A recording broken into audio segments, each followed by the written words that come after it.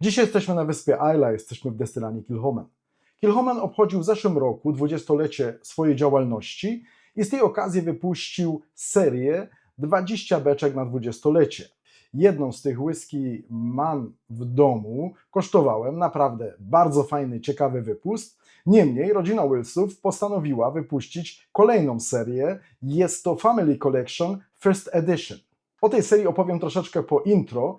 Niemniej, co jest ciekawe, w skład tej serii wchodzą 4 whisky, 11-letnia, 14-letnia, 18-letnia i pierwszy oficjalny 20-letni Kilchoman. Cały zestaw kosztuje około 690-700 euro. Dla mnie to sporo pieniędzy, dlatego zaopatrzyłem się właśnie w te 4 sample, za które zapłaciłem 1/10, czyli 70 euro, aby spróbować, skosztować przede wszystkim najstarszego, oficjalnie wypuszczonego Kilchomana i sprawdzić, która z tych whisky, z tej serii warta jest swojej ceny i która z nich smakuje najlepiej. Sprawdźmy to razem. Zapraszam.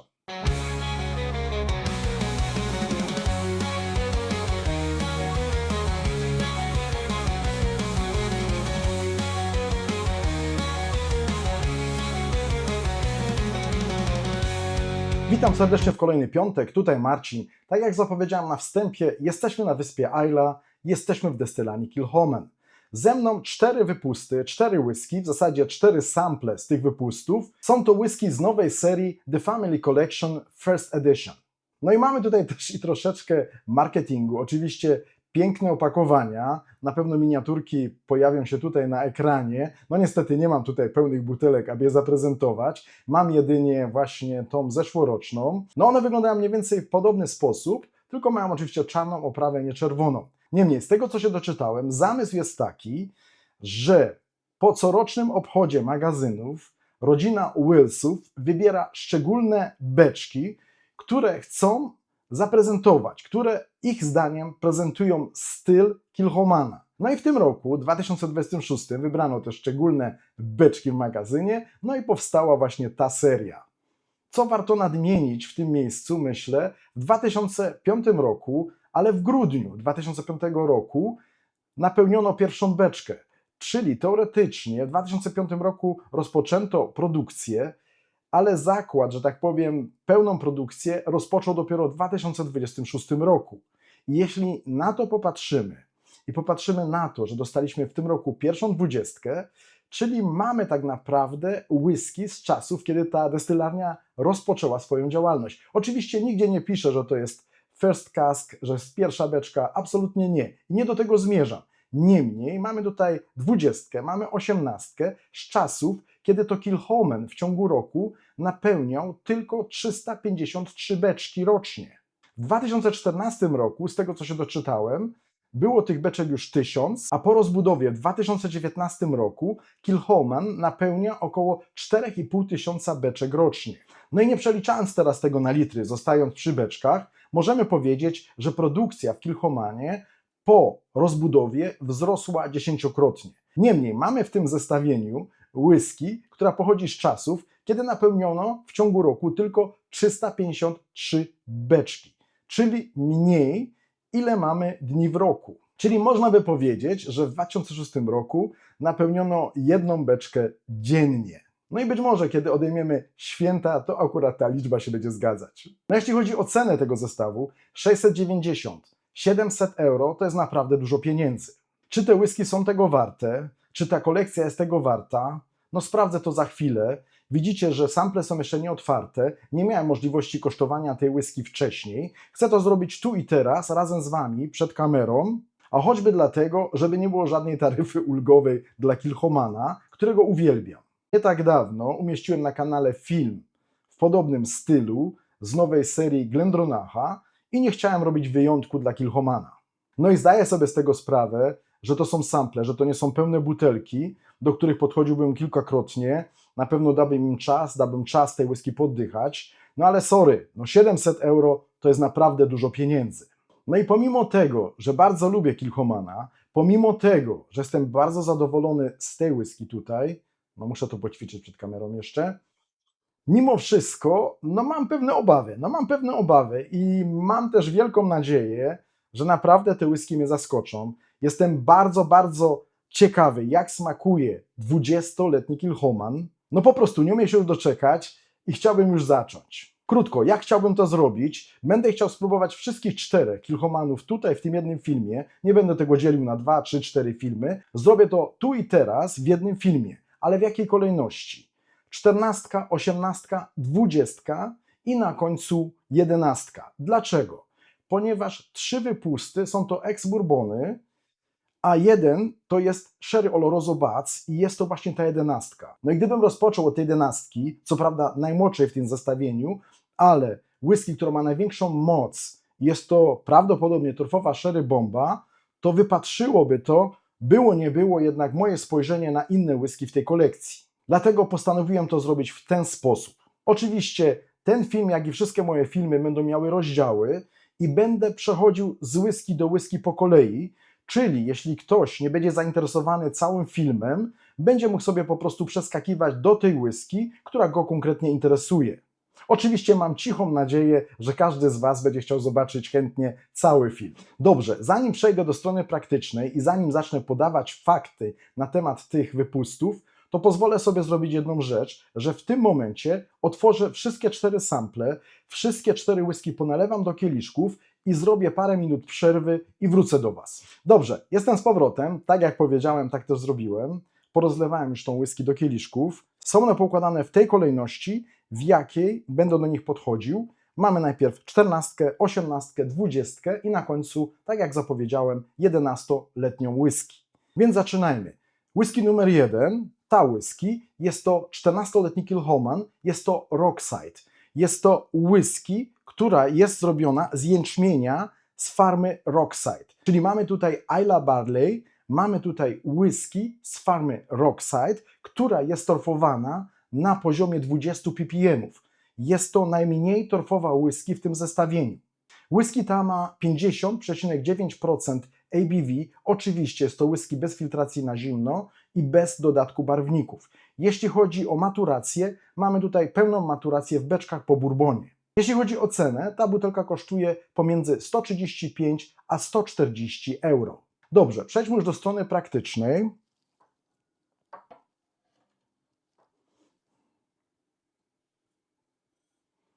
I sprawdźmy, jak jest na nosie.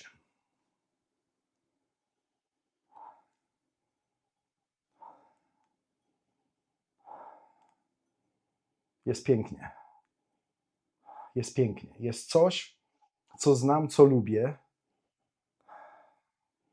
Czuję, że mam Kilchomana. Czuję piękną, torfową, morską whisky. Są to klimaty, które znam, które lubię. No muszę powiedzieć, prawie 51% alkoholu. Jeśli chodzi o alkohol, bardzo fajnie ułożony, ale bardzo, bardzo intensywna whisky.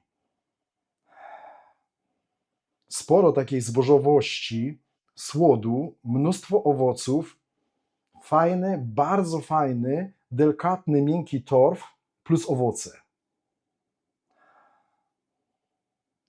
Ta whisky ma tylko 20 ppm, ok, tylko w porównaniu do innych pozostałych Kilchomanów, które mają 50, niemniej jest bardzo torfowa. No wcale nie odczuwam, żeby ta whisky była mniej torfowa niż inne Kilchomany. Z tym, że na pewno wyjdzie to później, kiedy zestawimy ją z pozostałymi. Mamy tutaj sporo cytrusów, ale jest tutaj też i coś zielonego. Taki zapach świeżo skoszonej trawy. Bardzo fajnie miodowość. Sporo słodu, takiej zbożowości. No teraz nie tylko taka świeża, skoszona trawa, ale już raczej takie siano, słoma. Cytrusy, jasne owoce. Jabłko, żółte jabłko. Również dojrzała gruszka. Dojrzała brzoskwinia. No i sporo takiej zbożowości. takiego fajnego, prażonego słodu.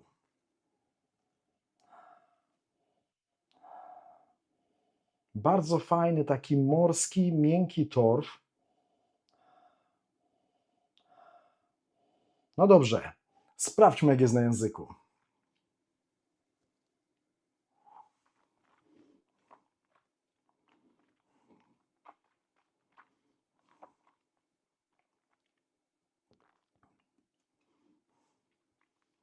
Oj, ładnie, oj, pięknie.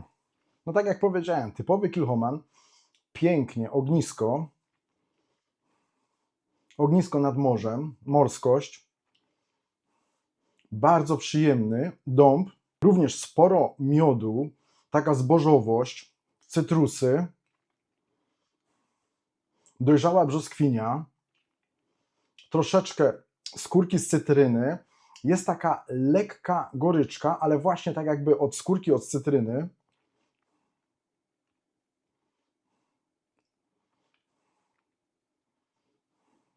Morskość, morska sól, taka zbożowość. Bardzo, bardzo przyjemny Kilchoman. 51% ABV, bardzo fajnie się pije, bardzo fajnie ułożony, ukryty alkohol. Teraz jest nieco świeżej, powiedziałbym, że kremowo, więcej wanilii teraz odbieram.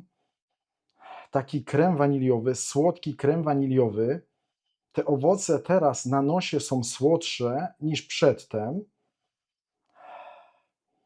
Więcej cytrusów. Nie odczuwam teraz tutaj na nosie tej lekkiej goryczki ze skórki z cytryny, którą miałem przedtem na języku. Teraz wanilia, bita śmietana, cytrusowe owoce, jak i takie dojrzałe, ale żółte jabłko na pierwszym planie. Pięknie, pięknie. No powiem szczerze, teraz na nosie podoba mi się jeszcze bardziej niż za pierwszym razem.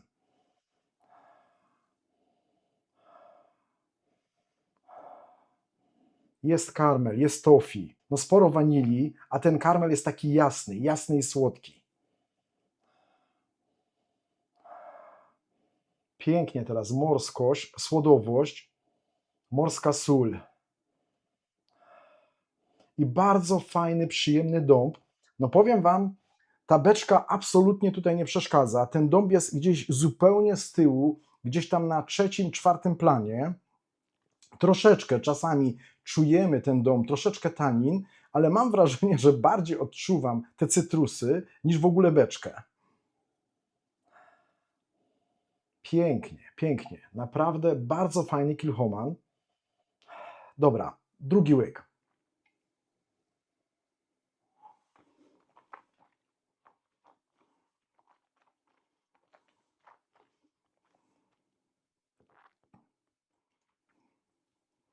Bardzo fajnie, bardzo oleisty. I ta zbożowość i cytrusowość teraz na pierwszym planie. Teraz już nie tak ogniskowo jak przy pierwszym łyku. Troszeczkę bardziej ziemiście, zbożowo, troszeczkę popiołu. O, bardzo ciekawie teraz. Z przodu taki delikatny czarny pieprz, czego wcześniej nie odczuwałem. No i muszę przyznać w tym miejscu, że te 20 ppm jak najbardziej mi tutaj pasuje. Mam wrażenie, że Kilchoman przy 20 ppm zyskuje. Dobrze, ta whisky kosztuje 135-140 euro. To naprawdę dużo. Mamy tutaj 11 lat, mamy deklarację wieku.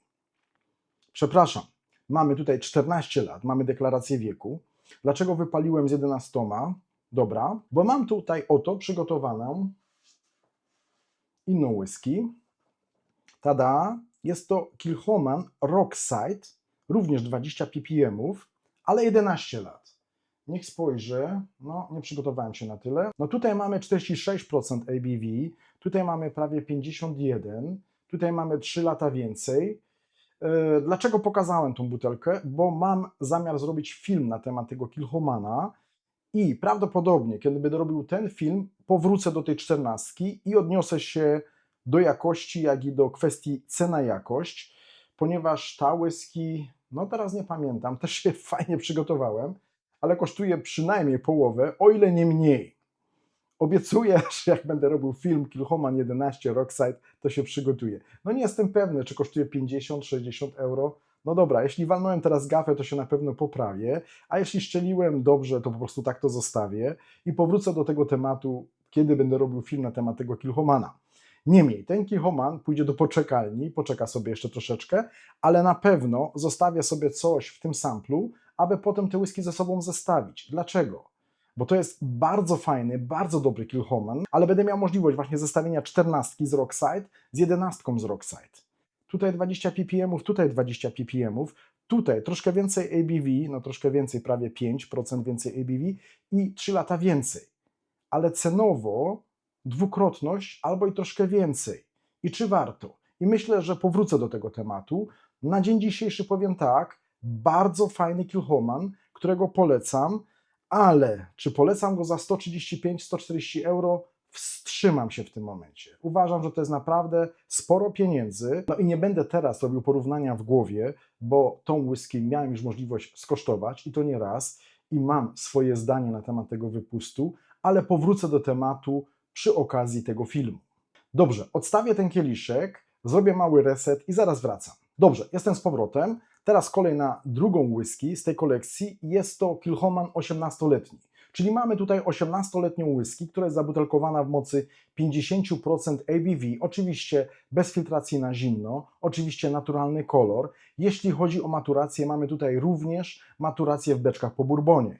Z tym, że tutaj mamy słód, mamy jęczmień z Port Ellen, który jest torfowany na 50 ppm. Jeśli chodzi o cenę, ta whisky kosztuje pomiędzy 200 a 215 euro. Dobrze, przejdźmy do strony praktycznej.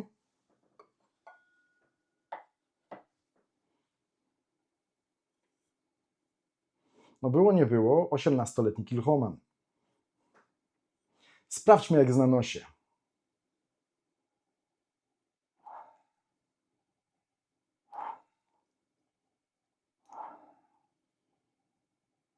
Jest pięknie.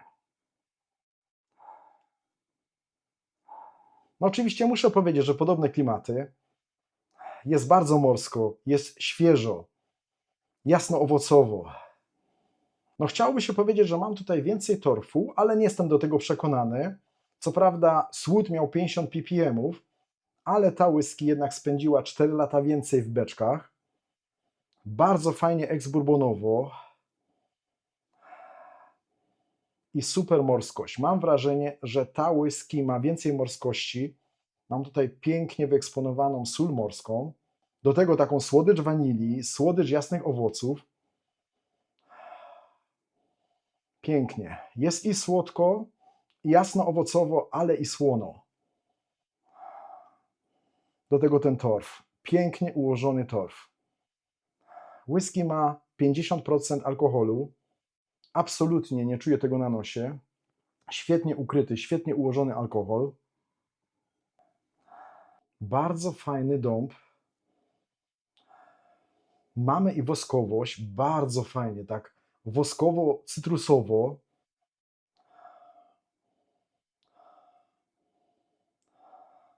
No czuć, że to jest starsza whisky, czuć, że to jest dojrzalszy dąb, że to jest dojrzalsza beczka, ale jednocześnie poza tą dojrzałością, takim suchym dębem, taką woskowością, taką piwniczką bym powiedział, takimi starszymi meblami, które tutaj czujemy, jest i taka świeżość, że tak powiem, takiej bryzy morskiej, jasnych owoców, cytrusów, brzoskwini i również takiego dojrzałego, żółtego jabłka, jak i gruszki. Pięknie, pięknie. No mogę powiedzieć, że podchodzi mi na nosie bardziej niż ta 14, ale może do tego za chwileczkę wrócę. Dobrze. Sprawdźmy, jak jest na języku.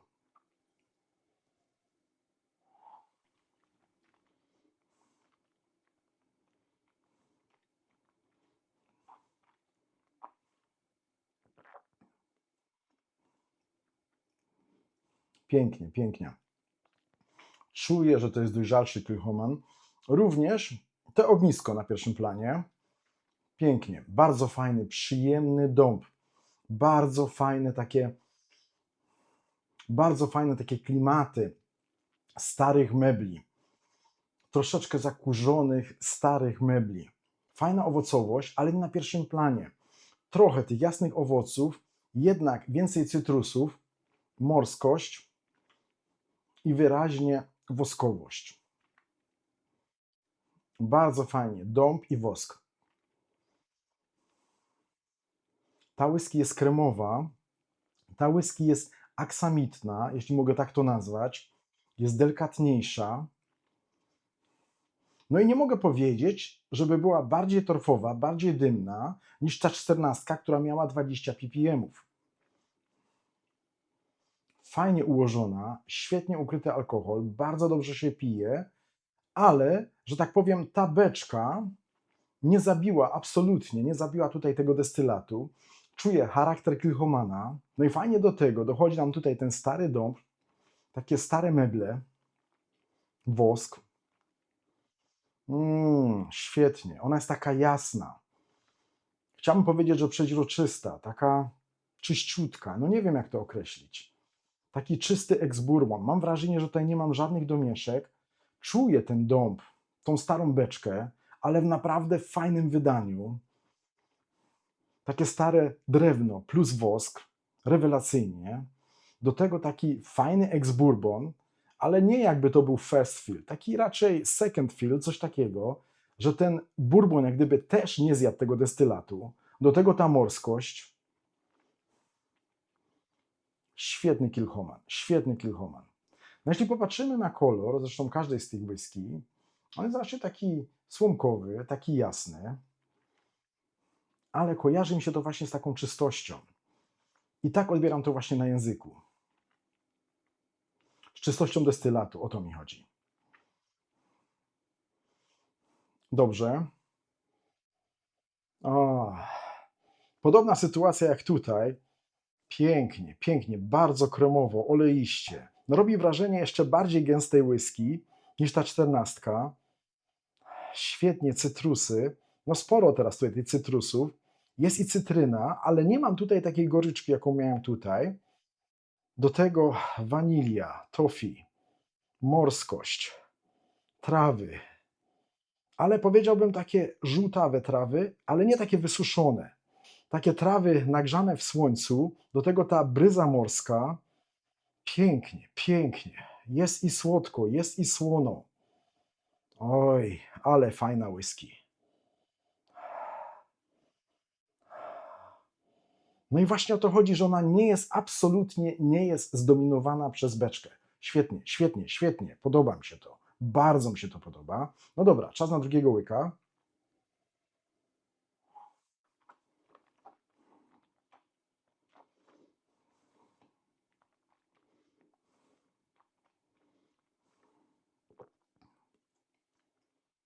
Ale pięknie, ale pięknie. Słuchajcie, fajnie się pije, ale nie zatraciła absolutnie swojego charakteru. Ten torf tutaj jest cały czas obecny. Mamy to ognisko na plaży, mamy morskość, mamy jasne owoce, fajną zbożowość, miód. Ale teraz wychodzi do tego taka dodatkowa mineralność. Czuję wyraźnie mineralność tej whisky. Ale ona jest świetna, aksamitna, bardzo elegancka. Teraz również takie marshmallows na ognisku. No i ku finiszowi, tak jak również i w 14, coraz mniej tego ogniska, bardziej taki popiół albo takie zwęglone drzewo. Wychodzi ta morskość, wanilia, mineralność i trochę takie przyprawowości z dębu.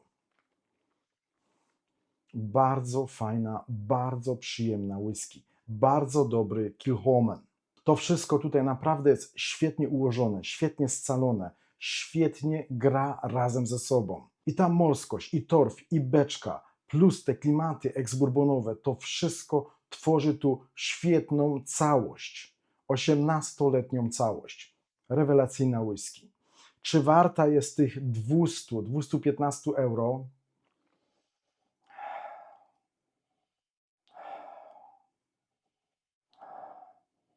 no powiedziałbym, że jest to, jak dla mnie, dotychczas najlepszy Kilchoman, którego piłem, którego kosztowałem. Jasne, że bardzo mi podchodzi Morykask. Jasne, że bardzo lubię trzynastkę, która miała Calvados i miała oktawy. Jasne, że bardzo lubię tą czternastkę. Ale tutaj mam takiego czystego Kilchomana. Tutaj mam taki czysty destylat i ta beczka pięknie go niesie. Świetnie. Tworzy to naprawdę rewelacyjną całość. Świetny destylat, świetny Kilchoman, świetna whisky. Bez dodatków, że tak powiem. No bez dodatków, no nie wiem jak to inaczej określić. No jak dla mnie najlepszy Kilchoman, jakiego piłem. Te 50% ABV jak najbardziej tutaj pasuje. Niesie tą whisky pięknie do przodu, eksponuje fajnie to, co ma eksponować, nie jest za ostro, nie jest absolutnie nieprzyjemnie, wręcz przeciwnie.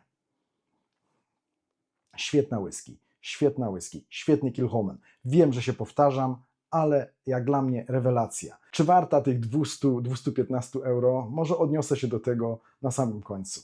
Dobrze, mały resecik i zaraz wracam. Dobrze, jestem z powrotem, lecimy dalej z tematem.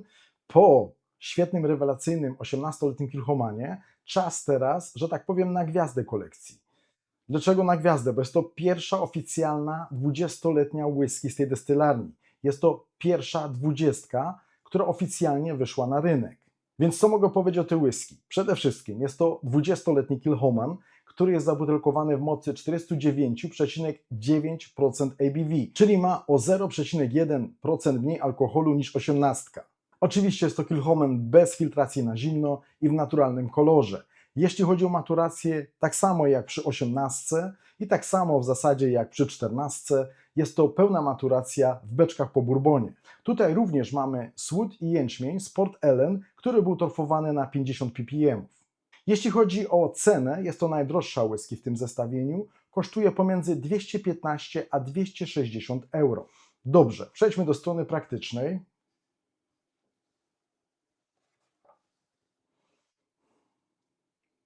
No powiem szczerze, no jestem podekscytowany. Mam właśnie w kieliszku 20-letniego Kilchomana. Dobrze, sprawdźmy jak jest na nosie. Oj. No jest inaczej, jest inaczej.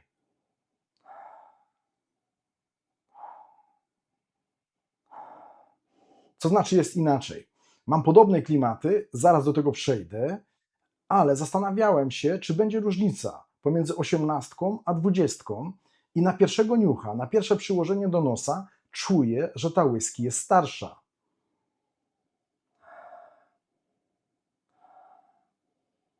No ta jest delikatniejsza, stanowczo delikatniejsza. Powiem tak, że tutaj ta zbożowość, słodowość plus ta morskość, plus owoce tworzą jedną całość. Mam wrażenie, że jest najmniej torfowa, no ale spędziła 20 lat w beczkach. Pięknie, pięknie. No czuć wyraźnie stare meble, stare drewno. No również mam i taką woskowość, ale mam wrażenie, że w 18 miałem tego wosku troszeczkę więcej. Powrócę do tego później. Jasne owoce, wanilia, takie ex-bourbonowe klimaty, ale one gdzieś są tak w tle. Ledwo, ledwo. No może nie ledwo, ledwo, ale po prostu tylko tak troszeczkę zaznaczają, tak, to była beczka po bourbonie. Piękne, dojrzałe drewno, świetny dąb, świetnie ułożona whisky, bardzo fajna morskość. Takie klimaty, bym powiedział, właśnie żółtych traw, bryzy morskiej, soli morskiej. Do tego jasne owoce. No powiem tak, ta whisky pachnie bardzo elegancko, bardzo dystyngowanie. Mam podobne klimaty, jakie miałem w 18 i w 14. One są jak gdyby z jednej serii, i mam tą morskość, mam te jasne owoce, mam ten torf. Oczywiście tutaj ten torf był troszeczkę inny. Tutaj miałem więcej zbożowości i słodowości, mówię o 14 Rockside, ale czuję, że to jest ten sam destylat, że to jest ta sama whisky, tylko czuję jak gdyby taki rozwój, że idziemy, że tak powiem, dalej w las, mamy to coraz starsze beczki i wyraźnie tutaj to odczuwam. No tutaj pierwszy raz, kiedy odczuwam troszeczkę też i tropikalnych owoców coś, troszeczkę ananasa, nawet i banana. No jest troszeczkę czegoś takiego delikatnie kwaśnego, coś jak agrest, właśnie jak ananas. Bardzo, bardzo przyjemnie. Powiedziałbym nawet, że taki grillowany ananas, ale ta whisky jest świetnie ułożona. Nie mogę się już doczekać, aż ją skosztuję. Sprawdźmy, jak jest na języku.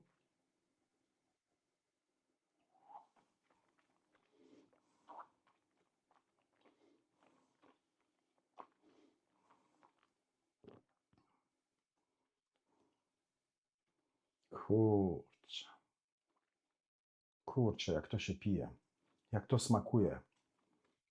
Pięknie, pięknie. No takie stare drewno, stare meble, suche drewno, woskowość, piwniczka, jasne owoce. Mam tutaj też i na języku troszeczkę takich tropikalnych owoców, troszeczkę pieprzu, białego pieprzu, fajna słodowość, sól morska. No pięknie, jest pięknie. Czuć, że jest to starsza whisky. I tak samo w tej 20, jak i w 18, ten destylat absolutnie nie jest tutaj w jakikolwiek sposób zdominowany przez beczkę. No oczywiście czuję tutaj tą beczkę, czuję to drewno. Jest troszeczkę tej woskowości, taki wosk pszczeli, jasne owoce, troszkę takich tropikalnych owoców, czego nie czułem przy 18.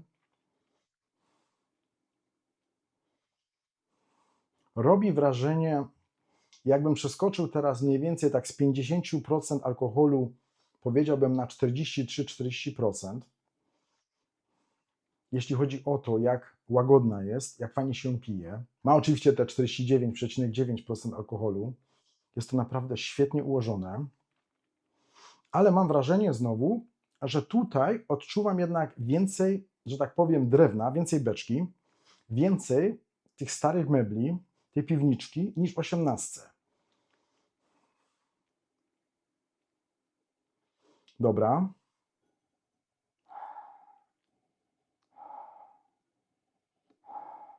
No nie mam teraz tutaj takiego kremu waniliowego, takiej bitej śmietany, jak miałem tutaj w poprzednich podejściach, kiedy podchodziłem tych whisky po raz drugi na nosie. Są podobne klimaty, ale jest tutaj delikatniej. Bardzo fajnie cytrusy, właśnie tropikalne owoce, bardzo fajnie ta beczka, bardzo fajnie dąb. Pięknie, pięknie, morskość, żółta trawa. Jak mi się to podoba. Dobrze, czas na drugiego łyka.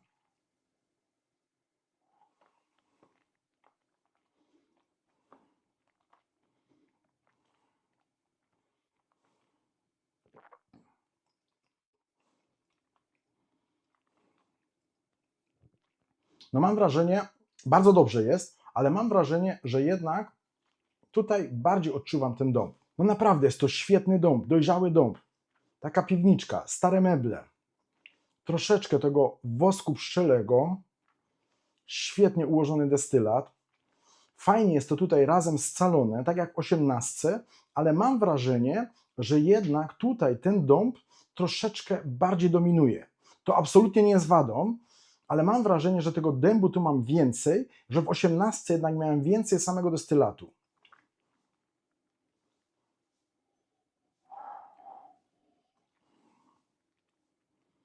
No ku finiszowi wanilia, dąb, bardzo delikatny, elegancki dym. Wręcz powoli już nie odczuwam tak tego dymu. Odczuwam tą torfowość i morskość, ale mam wrażenie, że to jest najmniej dymna whisky w tym zestawieniu. Nawet mniej torfowa, mniej dymna niż ta 14, gdzie mieliśmy 20 ppm. No dobra, 215-260 euro. No to są pieniądze. Dobra, zrobię krok do tyłu, tak z ciekawości. Zrobię krok do tyłu, do tej 18. Sorry za hałas, ale miałem tutaj po prostu przykrywkę na tym kieliszku. W moim ręku 18.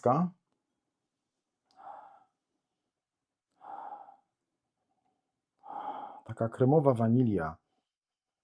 Taki delikatny budyń. Taki nienachalny budyń. Taki niezasłodki budyń. Taki delikatny, aksamitny, kremowy budyń z bitą śmietaną. Ale też tej śmietany tak troszeczkę.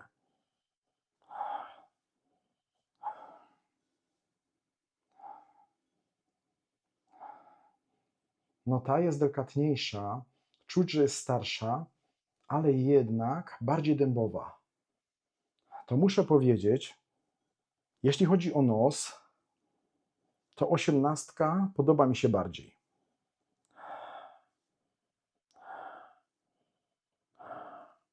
Nie chcę absolutnie w tym miejscu powiedzieć, że ta 20 nie jest fajna. Jest bardzo fajna, ale jednak porównanie teraz 18 kontra 20, to moim zdaniem na nosie 18 prezentuje się lepiej. Dobrze, zrobię jeszcze jeden mały krok do tyłu. Wezmę sobie tą 14, która ma 20 ppm.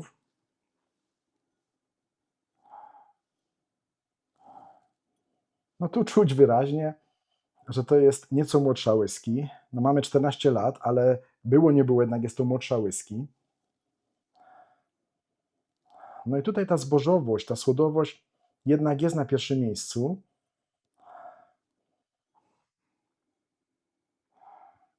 No i mam wrażenie, że ta whisky jest bardziej dymna, bardziej torfowa niż 20.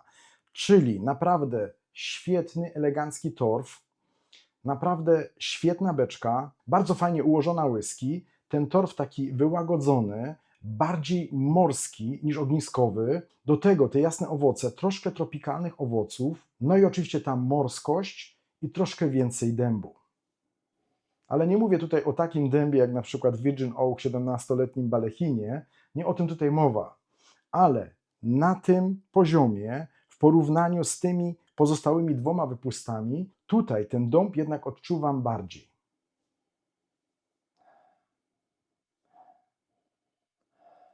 No i tu już czuć właśnie taką starość, jak to powiedzieć, stare meble. Tak jakbyśmy byli na strychu i tam były jakieś stare meble, gdzieś tam, które leżą już dziesiątki lat. Troszeczkę takiego kurzu. No czuć, że mamy coś dojrzałego. No pięknie, pięknie. Ale powrócę teraz do 18 i mam ochotę właśnie teraz skosztować 18. Po tym, jak wcześniej miałem 20 w ustach.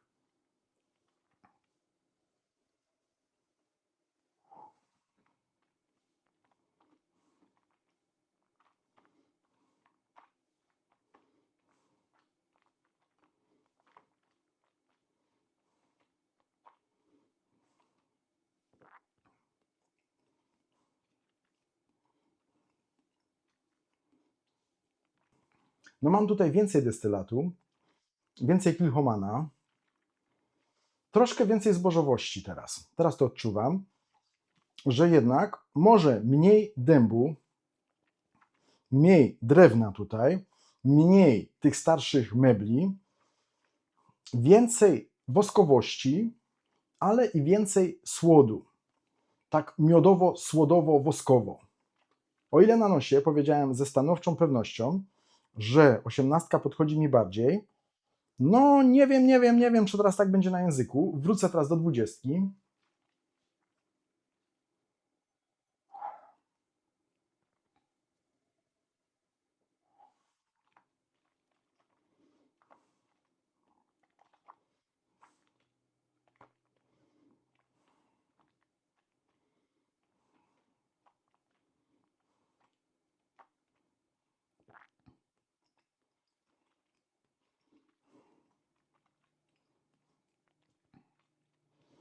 To 20 jednak na języku podchodzi mi bardziej.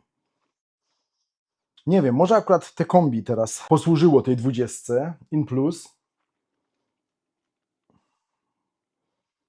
ale na języku 20.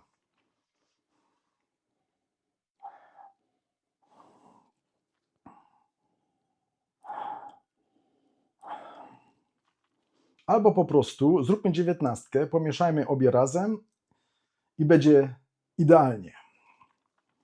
Nie chcę powiedzieć, że nie jest. Nie no, świetnie, świetnie, kurczę. Jednak przychylam się ku 20.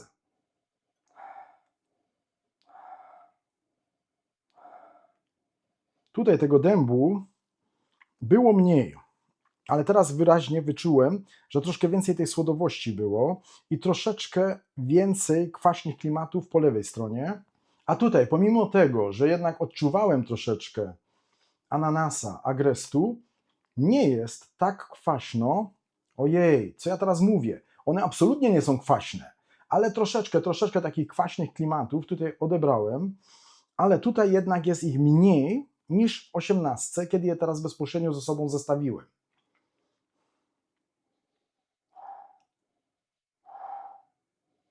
No pięknie, pięknie. No dobra. 18 i 20 rewelacja. No dobra, to zrobię jeszcze jednak ten krok zupełnie do tyłu i skosztuję sobie tej 14, żeby, że tak powiem, wyrazić swoje zdanie odnośnie tych trzech wypustów, a potem przejdziemy po prostu do torfowej sherry bomby.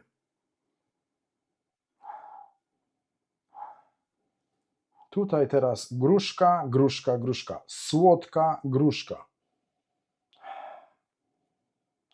Wręcz Williams. Ale się zrobiło teraz świątecznie. Dobra.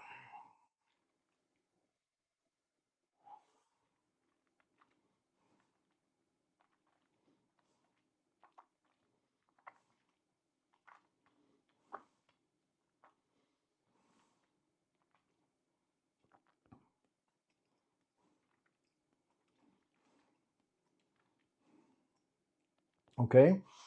Przez pierwsze 4-5 sekund chciałem powiedzieć, że jest bardzo fajnie i nie odbiega od 18 20. No teraz jednak czuję, że jest to nieco młodsza whisky. I jest tutaj więcej tej zbożowości, więcej tego słodu, miodu. Jest to bardzo fajne, bardzo ciekawe.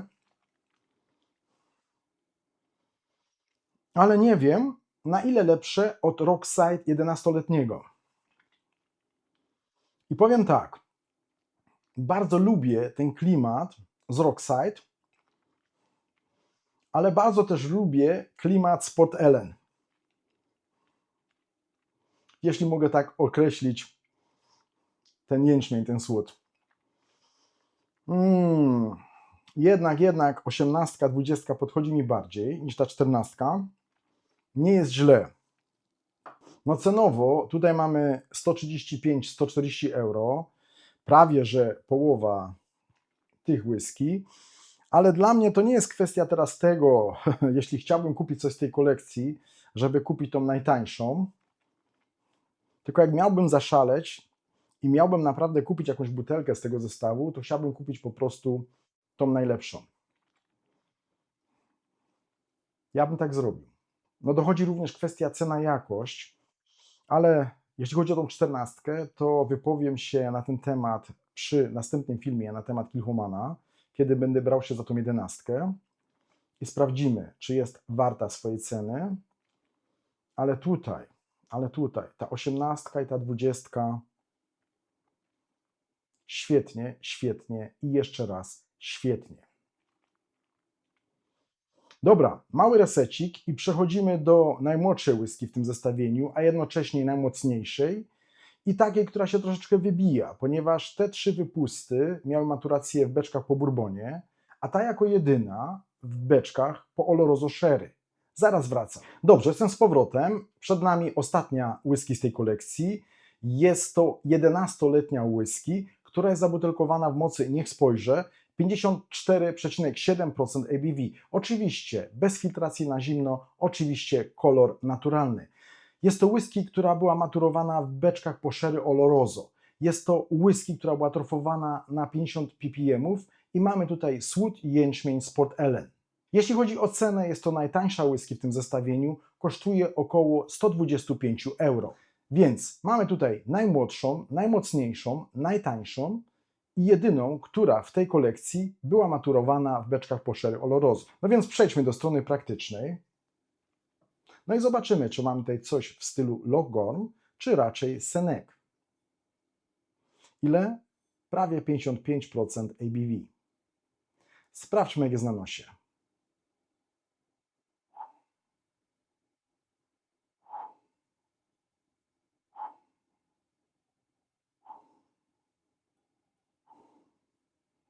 No dziwny ten przeskok. Po 18-20 na 11 czuję wyraźnie bardziej alkoholowość. Czuję wyraźnie, że ta whisky jest młodsza.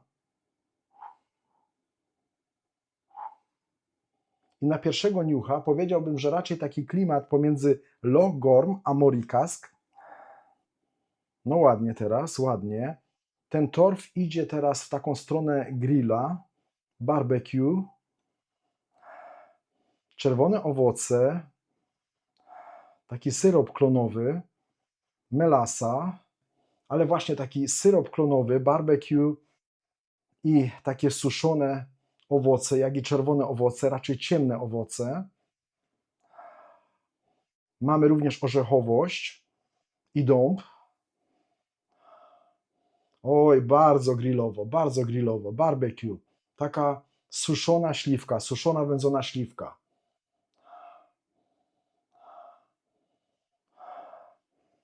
Bardzo fajnie, bardzo przyjemnie, ale czy przebije poprzednie?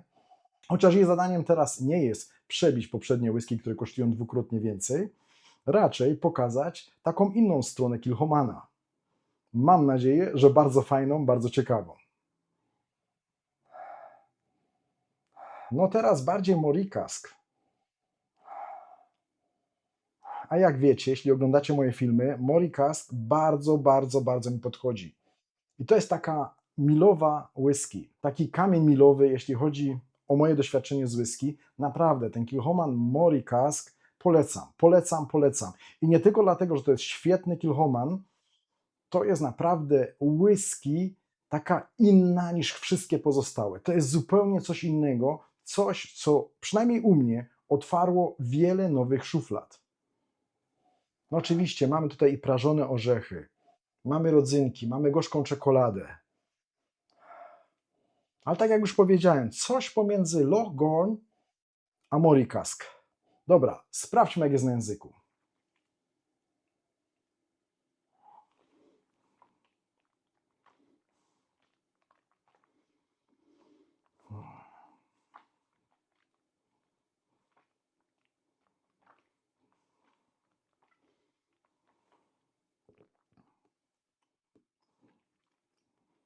Kurczę, jest fajnie. Kurczę, wiecie co, jest fajnie. Świetny torf. Zupełnie inny torf. Klimaty grillowe, ognisko, ale i grill. Jest słodko, taki słodki syrop, ten syrop klonowy. Barbecue. Suszone śliwki, suszone owoce, daktyle. Bardzo gęsta, oleista, taka ciemna. Prawie że smolista, ale naprawdę w takim pozytywnym sensie. Ale przyjemnie. Oj, broni się ta whisky, ta whisky tutaj się broni.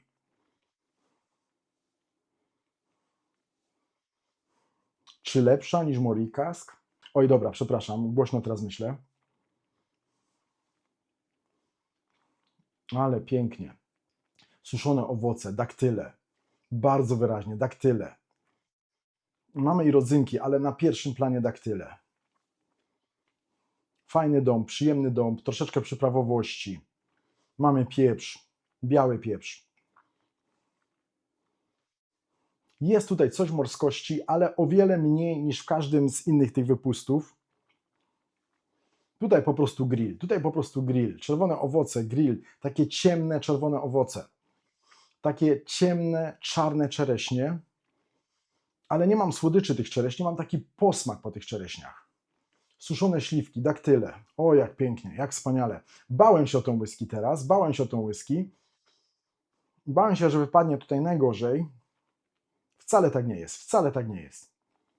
Ona się broni, bo ona jest po prostu inna. Ma 11 lat, ma 55%, świetnie ułożony alkohol. Czuję, że ta whisky jest mocniejsza. Może ten alkohol nie jest tak fajnie ułożony jak tutaj, tutaj i tutaj, chociaż nie wiem, czy jak tutaj, ale bardzo mi to pasi. Naprawdę. Czuję, że mam więcej alkoholu, ale w to mi graj. Naprawdę w to mi graj. Podoba mi się to właśnie. Czuję, że piję coś mocniejszego, bardzo intensywnego. Tu jest naprawdę eksplozja smaków. Grill w czystej postaci, jak dla mnie. Aż się prosi, żeby ją porównać z Morikask. No nie zrobię tego tutaj niestety. Za dużo by mi tego tutaj było. Może potem, poza kamerą, porównam sobie tą właśnie 11 z Morikask. Oj, ale dobra whisky. Teraz popatrzcie. Takie właśnie barbecue, syrop klonowy i troszkę magii do tego teraz doszło. Troszkę lubczyk, fajne zioła. No naprawdę, no mamy naprawdę jakąś marynatę, jakieś mięso w marynacie na ognisku, ale nie przypalone. Dopiero co grillujemy. I czujemy troszeczkę tego mięsa, czujemy taki fajny dymek z tego grilla, ale bardziej czujemy tą marynatę. Ale mamy gdzieś taki sos barbecue niedaleko, który jest bardzo intensywny i dochodzi do naszego nosa. No i oczywiście naszego grilla robimy gdzieś w jakiejś miejscowości nadmorskiej, gdzie dochodzi do nas bryza morska. Co prawda nie taka mocna bryza morska jak tutaj i tutaj, ale zawsze bryza morska. Jak to mi się podoba, jak to mi się podoba. I wiecie co? Właśnie ona absolutnie nie idzie w stronę Senec. To nie musi być ani wada, ani zaleta, przepraszam, nie chciałem się jakoś tak źle wyrazić.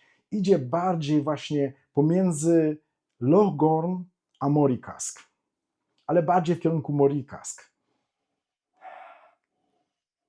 Pięknie, pięknie, jak mi to tutaj podchodzi. Dobrze, drugi łyk.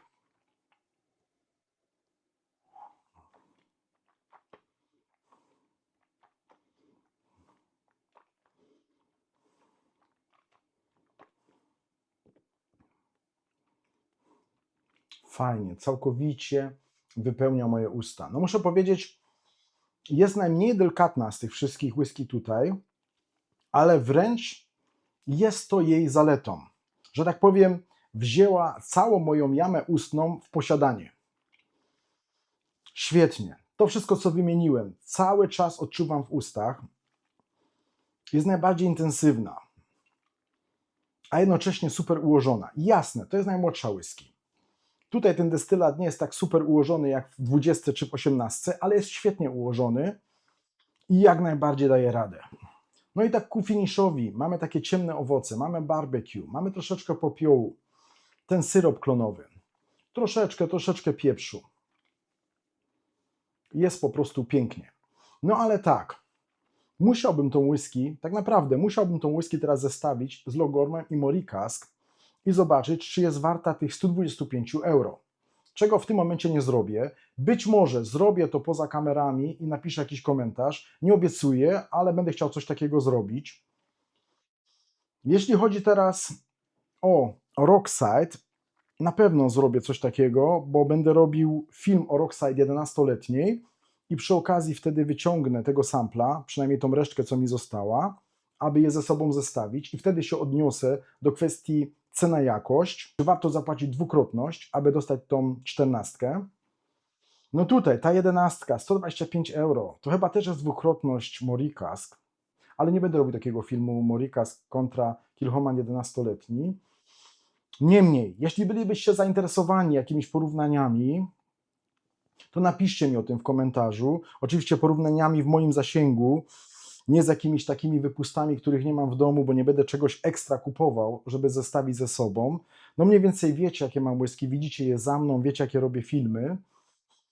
Jeśli macie jakieś propozycje, napiszcie mi o tym w komentarzu, to mogę zawsze za kamerą, że tak powiem, zestawić te whisky ze sobą i odpisać Wam w komentarzu. Na pewno będę ciekawy zestawienia Rockside 14 kontra 11. No i sam dla siebie będę ciekawy zestawienia tej 11 z Morikas i Lochgorn. No dobra, ale mimo wszystko, bez pukania ust, będę chciał jednak zrobić kroki do tyłu, aby zobaczyć, która z nich mi najbardziej podchodzi. I, że tak powiem, jako pierwszą skosztuję sobie jednak tą 14 Rockside.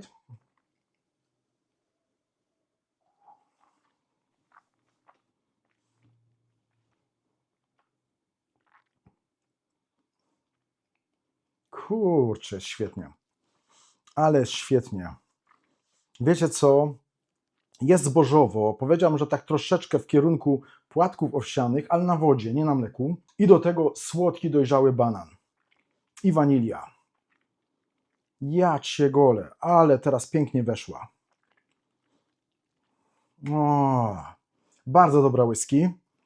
No chyba to był teraz najlepszy łyk, jeśli chodzi o tą 14. Widocznie ta 11 jest w kolekcji nie tylko po to, aby pokazać inny charakter Kilchomana, ale również po to, aby uwypuklić, jak dobra i smaczna jest właśnie ta 14. Dobra, 18. No troszkę hardcore teraz to, co robię. Ale dlaczego nie?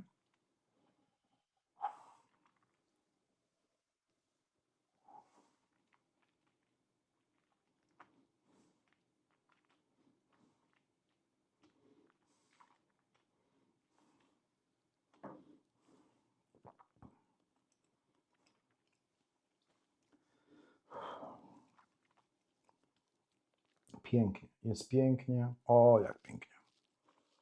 Niebo w gębie. Niebo w gębie.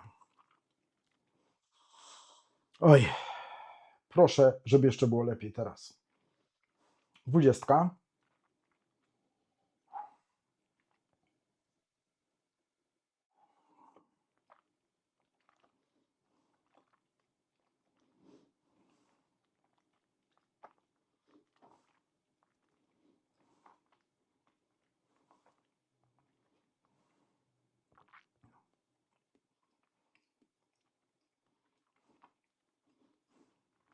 Mniej intensywnie niż w 18, ale bardzo elegancko, bardzo dystyngowanie.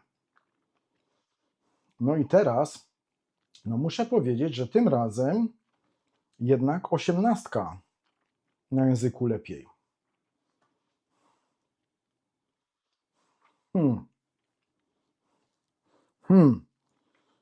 Ciężki orzech do zgryzienia.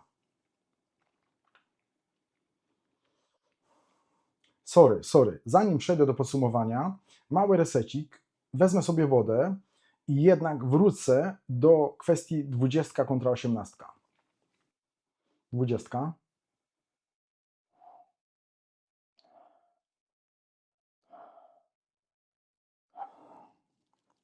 18.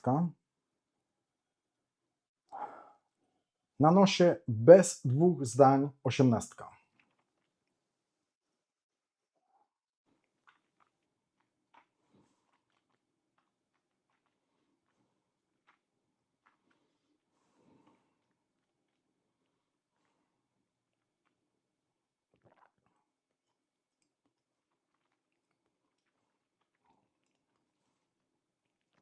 Jest bardziej zbożowo, jest bardziej słodowo. Miód. Dobra, 20.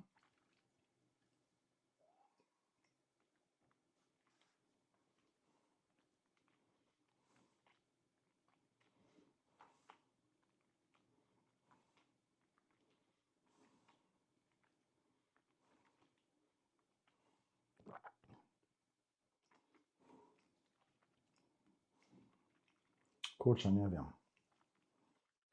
Oj, ale pięknie teraz dąb.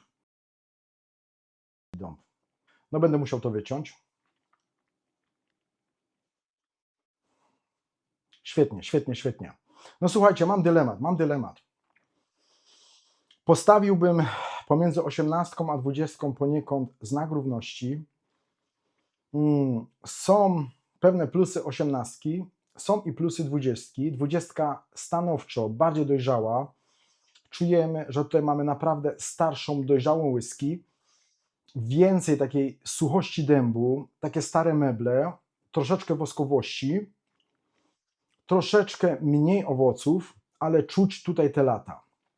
Destylat świetnie skomponowany, świetnie wtopiony, niemniej czujemy właśnie taki stary strych, stare meble, świetne klimaty, nawet takie troszeczkę tytoniowe klimaty, takie pod cygaro bym powiedział, świetnie, świetnie i jeszcze raz świetnie. Tutaj jednak troszeczkę bardziej wyeksponowany destylat, troszeczkę więcej słodowości, zbożowości. Ja mam dylemat, bo cenowo powiedzmy 215-260, a tutaj chyba też około 215, 200-200-215. No nie wiem, gdybym miał już zaszaleć, czy bym nie dołożył po prostu te 30-40 euro więcej, nie kupił 20? No nie wiem. Powiem tak naprawdę mądry będę dopiero wtedy, kiedy tego Rockside zestawię z 11, a tą 11 zestawię z Logormem i Morikask. Czy one naprawdę warte są swojej ceny. Dlatego nie będę się w tej chwili na ten temat wypowiadał. Jeśli chodzi tutaj o tą 18 i 20, najchętniej chciałbym mieć obydwie. No ale ludzie, za dwie whisky 400 euro, ponad 400 euro. Niemniej jest to Kilchoman, którego lubię, którego uwielbiam, którego doceniam. No i nie ukrywam, słuchajcie, no trzeba to wziąć pod uwagę, że jest to taka rodzinna destylarnia, no nie jest to jakieś wielkie korpo, no i robią wszystko tam właśnie na miejscu, no trzeba to wziąć pod uwagę. Oczywiście biorą słód z Port Ellen, jak większość destylarni na Islay, ale ludzie, naprawdę to nie jest żadne korpo, to nie jest Diageo, nie? To nie jest destylarnia, która robi miliony hektolitrów i trzeba wziąć to pod uwagę. To jest destylarnia, która dopiero działa 20 lat. Oczywiście rozbudowali się i produkują teraz więcej, ale mam tutaj dwie whisky z czasów, kiedy, że tak powiem, napełniano jedną beczkę na dzień. Weźmy to pod uwagę. No i proszę, nie porównujmy Kilchomana z jakimś kolosem, który ma pieniądze, który należy do jakiejś korporacji albo do jakiejś firmy, która naprawdę ma możliwości, aby inwestować. To jest naprawdę świetna destylarnia, moim zdaniem. Ja to doceniam. Czy te whisky są warte tej ceny? To nie są tanie whisky, no nie ma o czym gadać, to nie są tanie whisky. Przypuszczam, że ta 20, 18 rozejdą się na pniu, choćby i dla celów kolekcjonerskich. No ja nie jestem kolekcjonerem, ja kupuję whisky po to, aby ją smakować, aby się ją rozkoszować. Gdybym miał zaszaleć, tak szczerze, gdybym miał zaszaleć, tak zupełnie, to bym kupił i 18 i 20. Gdybym miał kupić jedną z nich, to chyba kupiłbym 20.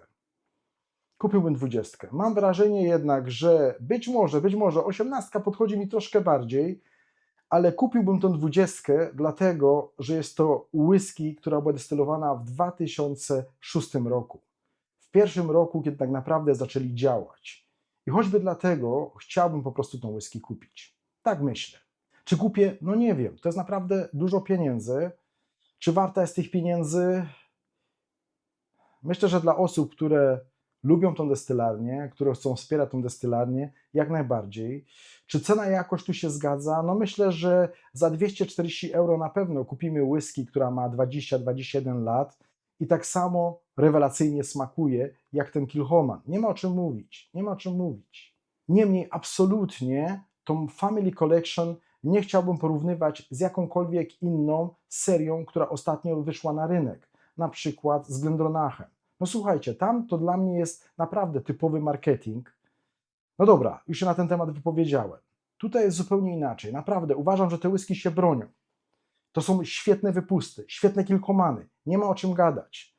Czy warte aż takiej ceny? No to jest inna kwestia, naprawdę to jest inna kwestia. Ale absolutnie nie mogę powiedzieć, że któraś z tych whisky tutaj odstaje, że któraś jest gorsza i że to są złe wypusty. Absolutnie nie mogę tutaj czegoś takiego powiedzieć jak przy Glendronachu, gdzie mieliśmy whisky, która na nosie była świetna, a po prostu na języku nie dowozi, nie dociąga. Absolutnie, zupełnie, no dobra, zostawmy. Jeśli jesteście zainteresowani tematem, to zapraszam na mój kanał. Tam jest film na temat tych najnowszych Glendronachów, ale wracając do Kilchomana. No i nie wiem, jak to mam podsumować. Powiem tak, bardzo udana seria, bardzo dobre whisky, świetne whisky, które polecam. Ale czy za tą cenę? No nie wiem. Nie wiem, naprawdę to jest sporo pieniędzy za whisky.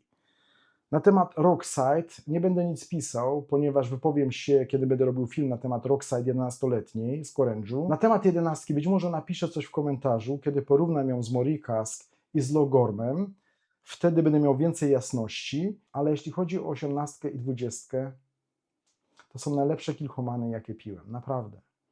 I świetnie, podoba mi się tutaj to. Naprawdę, patrząc na kolor, patrząc na smak i zapach, ale naprawdę świetnie, świetnie to wybrali. Naprawdę świetne Kilchomany. Czy warte ponad 200 euro? Nie wiem, nie wiem. Nie wiem, ja kocham Kilchomana, ja nie jestem osobą obiektywną w tym momencie.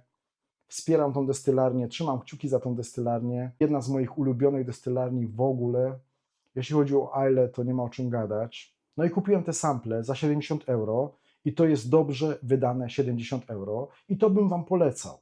Słuchajcie, 70 euro, wiem, to też nie jest mało, można kupić za 70 euro jakiś dobry wypust, ale tutaj macie 4 sample z wyjątkowymi Kilchomanami, z wyjątkowymi wypustami, których warto skosztować. I myślę, że to będzie moje polecenie. Naprawdę warto kupić te sample. No i mam nadzieję, że podobał Wam się ten film. Dziękuję, że jesteście ze mną, że mnie oglądacie. Dziękuję za każdego jednego lajka pod tym filmem. Dziękuję za każdy komentarz pod tym filmem i do zobaczenia następnym razem. Cześć!